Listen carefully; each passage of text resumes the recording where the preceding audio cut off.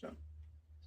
Eba ụtụtụ ọma unu apụtago tata nwa ka nna asịkwa onye ọbụla happy new year ka ọ tata nwa ka m tụrụwa ịpụtakwa n'onyonyo kekọcha Mbali TV.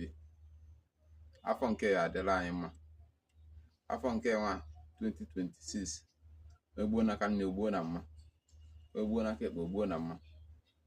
A na-awa anyị ndụ anyị nọ n'afọ, ndụ mmiri ndụ azụ. Ihe anyị ahụ ije mmiri ọ ya wụ ije nkụ.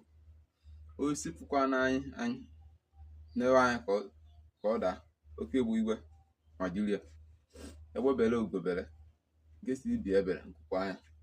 Ọ ya dịrị anyị mma n'afọ 2026 makwa ekwechi ya ekwe.